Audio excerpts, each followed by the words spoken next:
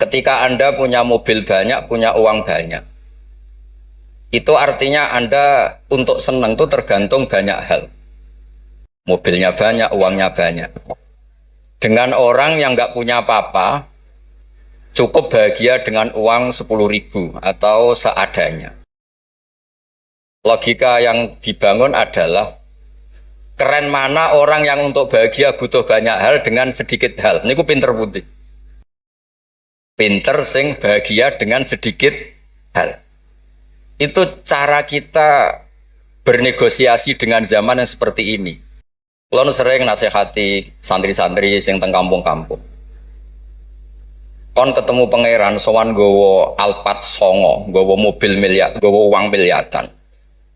Dengan sowan pangeran gowo sujud, yang mesti dibenarkan Allah itu pasti sujud. Nah sekarang itu niki wonten niki majelis mas saya ini wonten babar. Kalau sering menghindari dari acara-acara publik bukan karena apa-apa. Supaya orang itu terlatih nyaman dengan Allah Subhanahu wa taala. Kalau niku termasuk kalau boleh kalau sering cerita bakul, kecewa kalau boleh kecewa.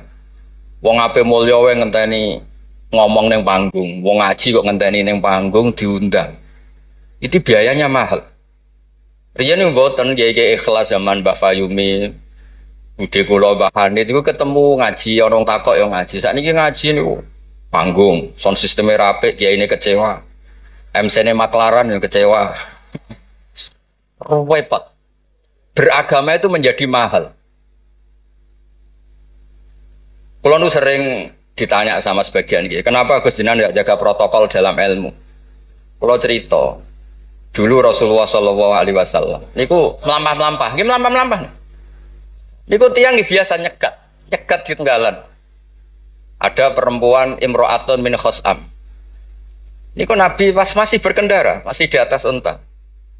Ya Rasulullah, inna faridatawa ala ibadi adrokat abi syekhon kabiron. La yastatiu ayastamsika ala rohila. Wa fi riwayatin ayasbuta ala rohila.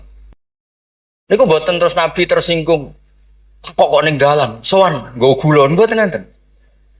Kulo nu sering lampah-lampah teng pasar pandangan kalian anak kulo sering ketemu ibu-ibu ditakoki, "Gus, beneran ketemu jenengan badhe sowan?" "Kowe apa? Badhe tanglet." Anak kulo nu istikhadah senang kene ae gak repot. Jawab kalian ngadeg-ngadegan. Nak ki latihan kok Mas Umar Faruk mboten saged mutolaah riyin. Gayane ngongkon sopan wong ya asline ya mutolaah sik nih. Niku jelas di jalan. Ya Rasulullah, jenengan ini badhe haji, sayang bapak kula niku pun lumpuh. Tidak bisa ikut haji.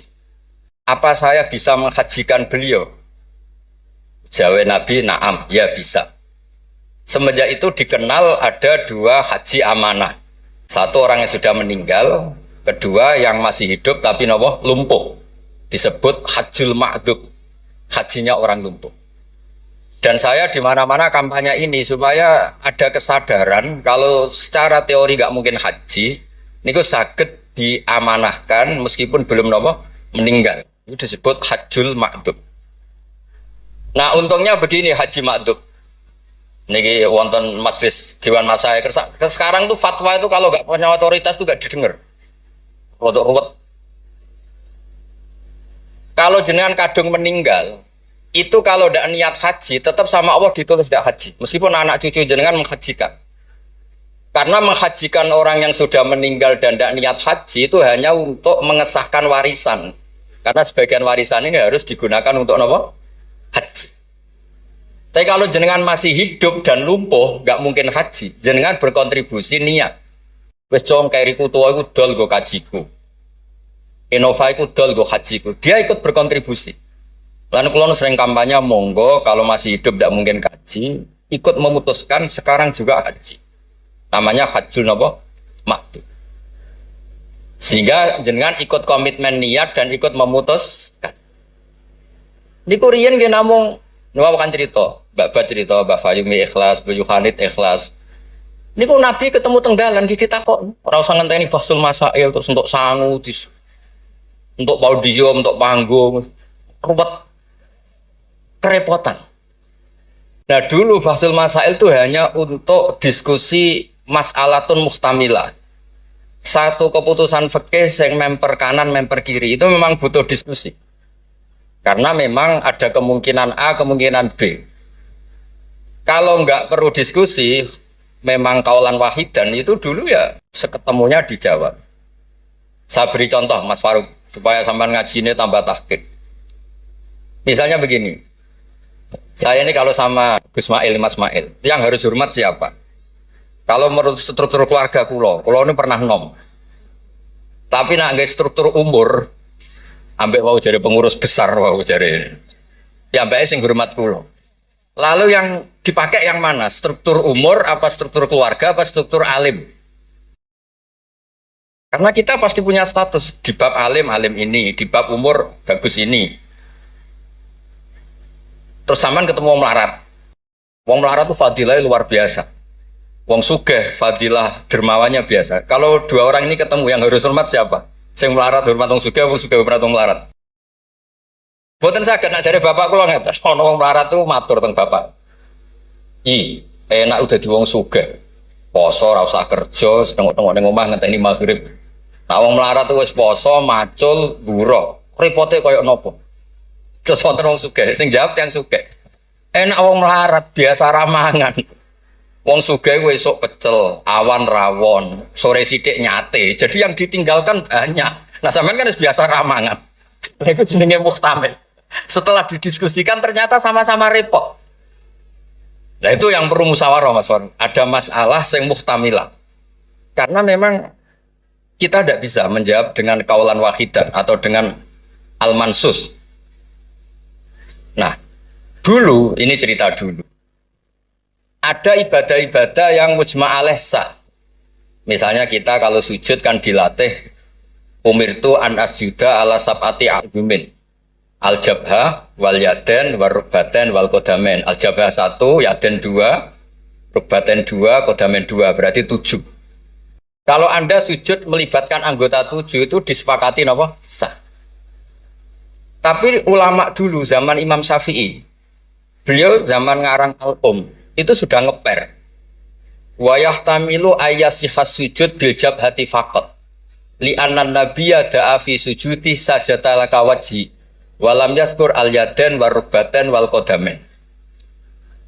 Bisa saja sujud itu cukup diljabah sudah cukup karena Nabi ketika berdoa hanya ngendikan sajadalaka wajhi. Nabi tidak menyebut dua tangan, dua rukbaten, dua kodam. Nah ini namanya mustamil. Nah kiai-kiai kita, guru-guru kita, kados Kiai Fayumi, kados Mbah Hanid, niku nggak mau resiko. Kamu nyari yang mesti sah. Gini pun melibatkan 7 apa? 7 anggota. Tapi untuk orang lain yang mungkin teng desa-desa terbelakang, kamu pakai kaul yang mungkin sah. Dan itu menjadi adat guru-guru kita. Kanggo awake dhewe disiplin, kanggo wong liya napa? Longgar. Karena kalau tidak begitu, kalau ilmu Anda tidak cukup pakai standar ideal, nanti wong desa-desa sing sujute angkrang-angkrang, Bang. Terus dianggap boten apa? Sah. Nah dianggap rasah terus modelnya ra salat. Nah itu cerita keilmuan sing nggak boleh enggak.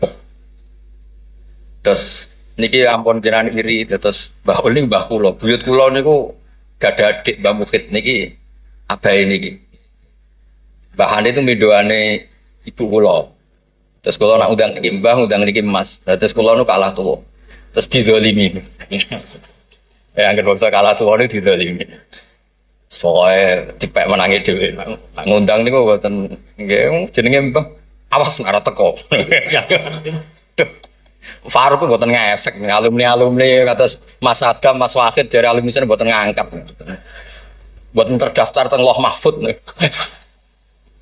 Tapi nambah niki masyaallah. Mboten nate ngekeki undangan pokoke awas wingi ketemu kula teng Lasem. Wis mbok catet tanggale. Ya memang isane mbah niku ngamuk. Ceritane kunane kuno ngoten. Dados berfikih, berislam berfikih itu harus luas. Karena kalau tidak luas itu kita jadi yang repot. Misalnya ngeten, saya beri sekian contoh yang fikhun muhtamilun. Ada beberapa teori, kan ada usul fikih, ada kaidah fikih, juga ada fikih mateng. Misalnya jihad. Jihad itu diterangkan di kitab I'anatul Talibin itu wajibnya karena apa? Fardul wasa'il lal maqasid. Untuk supaya kita tidak dihinakan musuh itu memang kita harus kuat. Dulu nggak kebayang zaman Belanda datang ke kita kalau kita tidak jihad dengan makna angkat senjata. Tapi setelah era modern ada diskusi, ada dialog. Jihad seperti itu sudah enggak, tapi adu argumentasi. Sehingga kitab I'anah mengatakan fardul wasail itu tidak bisa menjadi hukum permanen kalau sudah hasolal maksud. Kalau Anda ingin mengangkat Islam, dulu itu ya karena musuhnya pakai senjata, kita pakai senjata. Kalau sekarang kan enggak, era modern, ada diskusi, ada argumen. Masuknya di ayat qul falillahil hujjatul baligh. Allah itu selalu agamanya dibela logika yang mapan. Saya punya sekian contoh cerita tentang logika. Dulu awal-awal Rasulullah dakwah itu mengajak ila ilahin wahid. Kata orang-orang kafir, aja'alal alihata ilaha wahida innaha adalah syai'un ujab. Muhammad itu aneh, problem kita banyak, masalah kita banyak kok Tuhannya satu. Apa cukup untuk menyelesaikan problem kita? Jadi dulu orang Arab tuh mirip orang Cina. Ini Tuhan bagian hujan, bagian petir, bagian BPKB, bagian gadean itu Tuhannya beda-beda. Sertifikat kok udah pinter. Tuhan bagian nangani widadari katanya Mas Mail. Terus ya sudah logika itu matang sekali sehingga mereka diajak ke Tuhan satu itu mereka bilang indaha adalah syai'un ujab. Itu teori yang aneh Tuhan satu. Wong problem kita banyak kok Tuhannya hanya satu. Solusinya hanya satu. Lalu Nabi membalas dengan hujjah. Kata Nabi, andaikan kamu jadi buruh, jadi pekerja, kemudian majikan kamu banyak, perintahnya beda-beda, dan yang kalau nggak dituruti marah. Kamu nuruti satu, meninggalkan yang satu, menuruti satu, meninggalkan yang satu, mengabaikan yang satu. Enak mana punya majikan banyak sama majikan satu? Ya enak satu Muhammad. Mereka masih bilang Muhammad belum Rasulullah. Terus kata Nabi, begitulah. Warabbukum sayyidukum. Tuhan kamu itu Tuhan kamu. Kalau banyak-banyak, kamu yang bingung. Ya sudah, Tuhannya satu aja. Itu hujjah. Bukan pakai pedang, bukan pakai kekerasan. Akhirnya menjadi ayat, Dorobawaw matalar rojulan fi syuraka mutasyakisuna warojulan salamal lirojul. Bagi hal yastawiyani masalah, terus kata Allah, Alhamdulillah. Nah, sehingga kalau kita ngaji mu'in ya ngaji ana sehingga ngerti jihad itu wajibnya itu fardul wasail lal maqasid. Ya sama, kalau wasail itu bisa diabaikan kalau ada konteks tertentu yang cukup pakai sama-sama hasil apa? Maksud. Misalnya begini. Nahi mungkar, melarang terjadinya mungkar. Itu yang penting itu meninggalkan mungkar. Bukan melarangnya, tapi meninggalkannya. Misalnya malam ini misalnya ada dangdutan yang pakaiannya seronok misalnya atau apalah. Kalau dangdutan Islami nanti jadi bingung. Maksudnya yang nonton ini haram apa enggak? Ini nanti Mas Umar Faruk fatwanya bingung. Misalnya yang karuan haram kan kita beri contoh atau apalah dangdutan atau yang lain dengan pakaian yang tidak pantas. Tapi kalau pantas ya enggak tahu saya hukumnya tanya Mas Faruk betul. Terus kiai-kiai itu kan senengannya jagongan, masakan, kadang rokok-rokokan. Tadi mas-mas aku lagi ngelelet teng berikut teng dalam. Karena kalau kita ingat, memaksakan ndak melihat itu berat. Tapi nak bengi jagongan, mbek konco, mbok sekak, mbok jagongan, pokoknya nggak penting. Tapi ngerti-ngerti esok dan berhasil meninggalkan maksiat. Sehingga kenapa kiai-kiai itu suka jagongan, suka guyon semalaman. Saya sering ditanya orang-orang Islam kota. Kenapa sih Gus Kiai NU itu senang jagongan, masakan semalaman? Karena untuk melawan tidak ingin maksiat itu berat kalau kamu ingat-ingat ya. Ketoknya kok lebih menarik di bang yang di rumah misalnya, macam-macam lah, mau jenis selirane wong lanang. Tapi nak terus ditinggal masak terong, terus ngopi-ngopi, ngelelet, pokoknya apa lah. Ngerti-ngerti esok, maksiatnya wis bar. Itu lebih gampang. Itu namanya al-inkifaf anil ma'asi. Makanya Saizuddin bin Abdissalam punya teori innal ladzina yarmunal muhsanatil ghafilat. Kenapa orang baik disebut ghafilat? Orang-orang yang lupa. Karena untuk melawan ingin maksiat itu harus bil asbab asyaghilah, dengan faktor-faktor yang menyibukkan. Makanya nak jenengan dadi wong melarat tuh sing seneng. Dadi wong sugih sing seneng. Baru kayak wong melarat tuh sibuk golek ekonomi, wis ora kober. WA orang yang tidak mahramnya, yang tidak halal itu ora kober. Gara-gara mapan itu daftarnya banyak. Daftar sing kepengen dibidik. Artinya anggap saja dalam kefikiran itu ada asbab, ada sebab sing dadekno sibuk tidak maksiat. Ketika Anda kaya, anggap saja ada sebab yang menjadikan Anda bisa dermawan. Nah, ilmu seperti ini di pondok mulai gak dipelajari. Jadi kalau suwon, kalau bolak-balik matur. Kenapa baik sama banyak orang? Kalau sering nonton tonggo-tonggo mati, kalau sering cerita, kalau sering lepas jenazah tonggo-tonggo mati. Dia niki jenazah saya sangat. Bojone nganti protes. Apa lagi Gus? Bojoku sungi-sungi ku ndelok TV. Sungi-sungi bar ndelok TV ya turu ngorok. Kok jenengan puji-puji apik? Terus saya bilang, saya ini peneliti usul fikih kata saya. Kalau ada orang tidur itu gelarnya bukan ninggal tahajud dan ninggal witir, tapi tarokal ma'asiyah. Orang ini berarti ninggal apa? Maksiat. Susah ya apa sih husnudzon? Jadi kalau nak Pak Umar Faruk Kiai SK, tadi mau Kiai tenan jare mau datang ke SK. Ini cara turu suwengi, ini kalau puji, masya Allah, huwa solihun. Wih, mereka tarokal maksiat kullah, semalaman ninggal semua maksiat. Buat apa? Karena hanya dengan cara logika usul fikih itu kamu tahu kualitas ayat wa min ayatihi manamukum billaili wan nahar. Tanpa ayat itu kamu tidak tahu, tanpa logika itu kamu tidak tahu. Wong ayate pangeran kok terima contohnya manamukum billail. Secara medis jelas kita butuh istirahat, sistem tubuh kita butuh jeda. Secara fikih barokatun naum niku tarkul mas. Lah kalau kepengen nih Mas Umar, Mas Ismail, jadi kiai itu kados kula. Punya pandangan yang luas sehingga menghormati yang lain tuh gampang. Ono wong turu dari wis gak tahajud, iku kiai opo? Ngeplok nak turu. Ya kiai tenan, wong ninggal maksiat ku top. Ninggal maksiat itu top. Terus turu ya penting. Maksudnya penting mas pancen ra ono gunane ya turu apa opo. Wiridan nggih, marangerane salah tertarik nek wiridamu menjaluk. Iku menawa malaikat Mikael lu nak wongku melek susah, mesti jaluk. Karena hubungannya dengan pangeran jaluk tok. Lha nek sing wiridan kula seneng muji pangeran. Subhanallah wa bihamdi adada khalqi wa ridha nafsi. Kula nu jarang njaluk pangeran. Wong kula umpama kerja setengah menit, njaluk gaji ku isin. Pantese njaluk gaji kerja 8 jam 1 bulan njaluk gaji. Dongo ngene tok 2 menit. Ya Allah, tini kada wa kada. Wong ra etika. Terus bukan maksud kula, kalau kita pakai ilmu itu semuanya menjadi mudah. Ya, kalau pakai ilmu itu semuanya menjadi apa?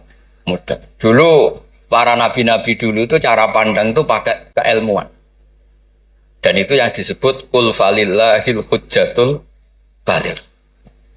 Kula nu punya sekian cerita tentang logika-logika yang dibangun ulama. Ya kayak tadi misalnya sujud. Sujud itu 7 anggota harus terlibat. Itu mesti sah.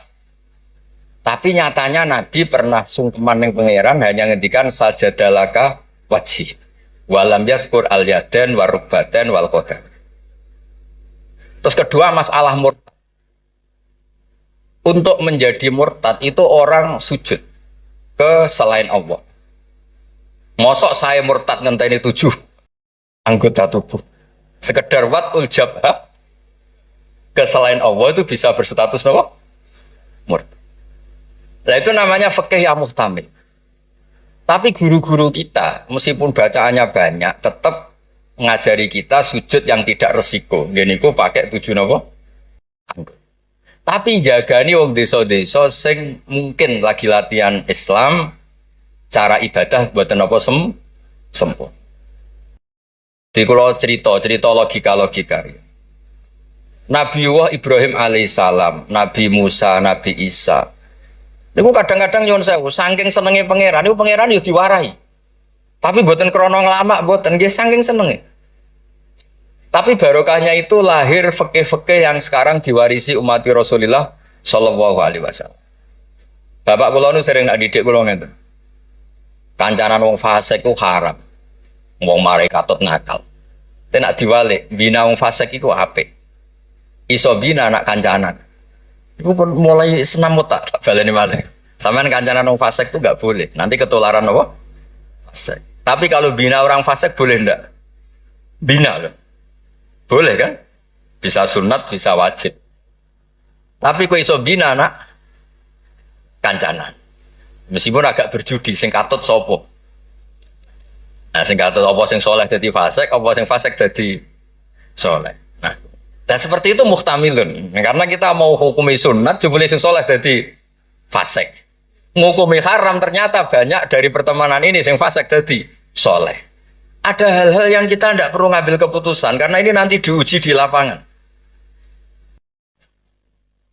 Sebab itu Nabi itu nggak pernah ngambil kesimpulan baku di hal-hal yang sifatnya apa? Sosial.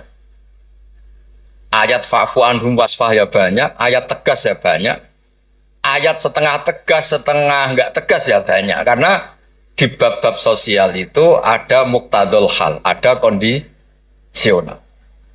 Nah ini yang masalah-masalah sing wow didawakan Mbak Fayumi, Mbak Hanit itu seneng ilmu. Di sejarah agak unik tentang keluarga kulo. Ibu kulo namanya Yohanit. Yohanit itu nama ibunya Nabi Musa. Kebetulan punya mbak Minduan namanya Yohanit juga mondok. Mondok teng Joso terus mulai itu disenengi mbah kulo. Terus rabi terus Mbak Ul. Buyut kulo. Terus badhe Mbak Mukhid wafat angsal Mbak Fayumi. Terus Mbak Hanit riyen cerita kulo, aku di bojo loro iku ahli falak kabeh. Riyen Mbak Mukhid enggak ahli falak, Mbak Fayumi ahli. Modelnya anak ibu ora krungu nak diceritani alime bapak es. Kok wedi kon niru. Kula roh lah kelakuane Gus-gus kula roh hafal. Jadi agar diceritani alime abae iku ibu tawadhu, ibu nak kon niru apa tadi. Terus kula suwun lah di bab-bab tertentu itu baca itu harus banyak. Kula gadah kitab namanya Khilyatul Auliya. Niki cerita terakhir kula. Wonten orang tabi'in itu alim alama mimman yutawassalu bihi, orang yang termasuk dipakai wasilah saking soleh, namanya Muhammad bin Munkadir niku muridnya Jabir bin Abdillah. Niku nak wonten tiang fasik mati misalnya nyuwun sewu ana wong kok mati oplosan niku kesusu nyolati. Padahal mainstream ahli fikih saat itu kalau ada orang fasik meninggal sebaiknya yang sholat jangan banyak-banyak. Mau nggo syarat gugoro fardhu napa kifayah. Saya ulang lagi, mainstream fatwa saat itu nak ana fasik mati sing salat aja akeh-akeh. Mau nggo syarat gugoro fardhu napa kifayah. Nanti kalau semuanya ikut mensolati dikira gak ada bedanya orang soleh dan orang napa fasik. Tapi Muhammad bin Munkadir itu orang yang kesusu teko. Ditanya, "Lima datu sholli ala hadal fasik?" Kenapa engkau begitu senang, begitu semangat nyolati wong fasik? Jawabannya unik, di luar dugaan banyak orang. Kalau apa? Jawaban itu, inni astahyi minallah ayya'lama minni anna qudratahu ta'jizu an ahadin min khalqi. Itu yang dipakai Kiai Jawa. Aku iku isin mbek pangeran. Nah delok wong fasik kemudian Allah melihat hati saya seakan-akan Allah itu pasti tidak maafkan dia.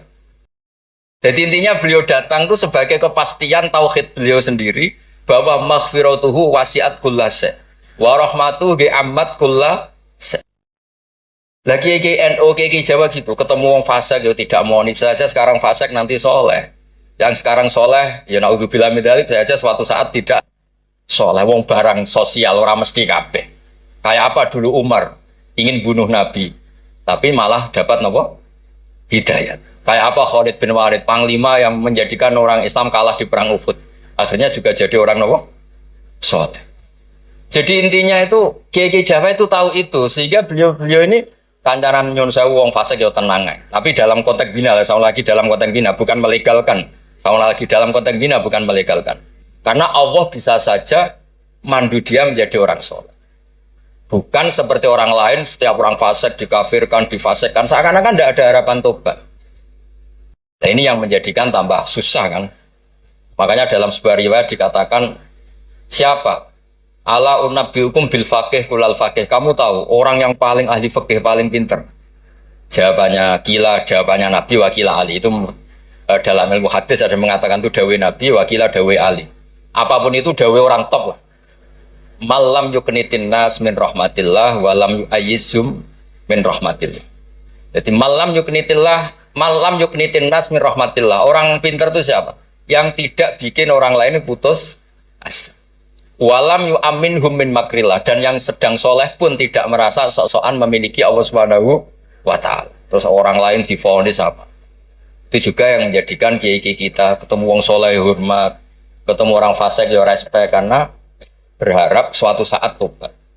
Itu yang ditiru Rasulullah SAW ketika orang Taif, ya Bani Abdul Yalil, pokoknya orang Taif kayak begitu bencinya sama Nabi sampai melempari batu ini itu, terus Malakul Jibal ingin menghabisi mereka. Kata Nabi apa? Jangan. Inilah arju ayyukhrijawah min aslabihim ma ya'budu wa la yusyriku bihi syai'an. Bisa saja bapaknya begini, tapi suatu saat anak-anaknya jadi orang yang luar biasa. Dan itu yang sekarang kelihatan. Sering ada wisuda tahfidz itu yang nangis itu bapaknya. Gus kula maca Quran ora iso, kok anak kula hafal Quran, napa kula niku ngipi. Wadah, kanca sing saged maca kitab bapake mboten roh Arab. Dari ini harapannya Nabi ya seperti itu. Nak bapak era kena gini apa? Anak. Ampun kados kula riyen di kanca mondok nuwakale ra karuan. Riyen kan bener telepon, bapake disurati nak anake nakal. Bocahe tenang ae. Bapak disurati pengurus kayak kok tenang. Bapak kula buta huruf wis tenang mau. Bapak kula buta huruf. Nggih wonten sing mondok umur 2 tahun wis ngrasa pinter. Kampung kula terbelakang, Gus iso tahlil wis dak kepowin repol. Lah lha apa kula ngalem-ngalem iso maca Wahab, macano sapa? Ya tiyang kathah. Tapi apapun itu kula suwun, terus wow kampanyane babet mono tawassut tawazun bah kampanye PBNU wae. Nah kula sesuai kampanye sebagai hasil yang saged ngaji guys, yang yen bapak kula niku terkenal pinter ngaji. Nah nek kula nyali cerita bapak kula terkenal ngaji itu kok Gus Ismail Gus Umar iku kudune nyali. Wong iku kudu siap cerita bae. Mergo ora ana wong apik kecuali memaklumatkan diri wattaba'tu millata abai Ibrahim wa Ismail wa Ishaq. Jadi wattaba'tu millata abai Ibrahim terus wa Ishaq wa Yakub. Aku yo anut bapak-bapakku. Bapak-bapakku luar biasa. Ibrahim, Ishaq, Yakub. Kita tahu Nabi Yusuf bin Yakub bin Ishaq bin Ibrahim. Tapi aja bangga kehormatan bapak etok kudu wattaba'tu anut. Bapak alim ya melok alim. Mak bapak ahli falak iso falak. Nak bapak entuk salam templek ra apa-apa ditiru ya ra apa-apa. Mosok entuk repot tok ra entuk senenge enggak apa-apa lah. Islam tuh fid dunya hasanah wa fil akhirati napa? Hasanah. Aja kok fid dunya hasanah gelem. Bareng bapak yang alim, bapak ngalim iku wong dhisik, wong saiki ora oleh ngoten niku mboten ngansa. Kula sinau tafsir Bedawi niku kitab gadane Mbah Mukhid disilai lek Walek Lukman. Riyen niku saking radine dhuwit. Kitab tafsir Bedawi niku kula roh tulisane Basal nggih Basal misanane Mbah kula nggih misanane niki misanane Basal nggih kondang. Terus Mbah Badiah niku Mbak Yune abae niki. Adik buyut kula. Kula ajane buyut kula paling barep, ajane nak menang buyut menang kula kabeh. Buyut kula niku barep. Jadi gara-gara buyut kula barep, kula generasi ke-6 niki generasi ke-3 terus digo kalah-kalah ngeten iki. Tapi alhamdulillah barokah barep menawa dongane ngalim luwih dhisik. Jadi sampai pangeran di ACC riyen terus saya. Terus riyen niku wattaba'tu millata abai. Kula sering didhawuhi Mbah Mun ketika kula mulai ketok ngalim iku barokah mbahmu lasem, mbahmu kajet. Mergo Allah ora dadekno generasi top kecuali Allah nyebut Mbah Baisi. Bariku lagi amma al-hidayah. Gini kok Allah nyebut ulaikal ladzina an'ama Allahu 'alaihim minan nabiyyin. Orang-orang baik sing disebut Mbah Bayi min dzurriyyati Adam wa mimman hamalna ma'anu. Terus wa min dzurriyyati Ibrahim wa nembe wa mimman hadaina wastabaina. Jadi Allah gak ada adat nak wong saleh mesti didelok Mbah Bayi. Ngergani. Ono tanah, ijek melarat tetap mulang. Oh, dikira babat masih melarat telah, susah lah zaman Mbak Fayub melarat kita tetap mulang. Nak wong mboten kiai kan kesel istirahat. Kesel istirahat. Kiai mboten kesel lah napa? Mula. Lha iku sing diregani bapak kalian Allah. Lan Allah nak nyebut wong soleh mesti disebut ku babai. Min dzurriyyati Adam wa mimman hamalna man. Terus sampai wa min dzurriyyati Ibrahim wa Israil terus lagi wa mimman hadaina wastabaina. Terus kemudian hidayah itu siapa saja. Tapi selagi jadi mbah-mbah alim niku disebut riyen kalian Allah. Mergo Allah kepengin ngregani jasane mbah. Sampai Rasulullah sing Sayyidul Khalqi sing karuan mesti wong apik. Ketuane bahkan tetap disebut millata abikum Ibrahim. Terus niki nggih cerita teng Gus-gus teng ning kersane aja niru mulyane tok ya niru ngalime. Anak mulyane wancen alumni ambek Gus ya tetep nyucup pokoke hormat mbek mantu ya nyucup serah ora walim ora pokoke cucak-cucup. Maksudnya ku ya ana regane kabeh ana napa? Ana regane. Dados wonten wattaba'tu millata abai Ibrahimah wa Ishaqa wa Yaqub. Dadi yo nyebut bapak tapi yo nyebut wattaba'tu. Aja nyebut mbah-mbah gagah tapi mboten apa? Wattaba'tu. Nggih niku mawon niki kula wau matur kula pun uzlah mun pamit saja acara ngene nang ngaji kula wis ngaji sing gampang-gampang mawon. Ngaji kok repot nganggo podium, nganggo maklar, nganggo wae nak jenengan eskal hukum tangker kula ketemu teng dalan kula jawab. Kados wau imro'atun min khosam. Nabi nu gampang ketemu teng dalan ditakoki gitu dijawab. Sampeyan takok Kiai Faruk mesti teng dalan mboten sopan takok teng dalan. Jebule wau. Mutola. Lha kula nu sering didolano alumni-alumni sarang sing teng Papua teng pundi-pundi. Gus jenengan aja mati, Gus kula ora sida dadi kiai. Ki anggere ditakoki lu tangklet. Gus niku hukume piye? Nggak sore aku sibuk. Saiki Gus wong sing takok ngenteni. Bareng pun kula jawab nggih dijawab dekne kok pinter-pinter dhewe. Ya ora muni jare kula. Tapi wau jare ketikane babat kiai syaratnya ikhlas ngoten niku kula ya ora piye-piye. Ya mau gremeng sithik-sithik. Syaratnya ikhlas. Dadi kula niku urip didongakno kiai-kiai sing ora jelas niku sing juga takok-takokan. Nggih lumayan lah ono gunane no. Ya, wassalamualaikum warahmatullahi wabarakatuh.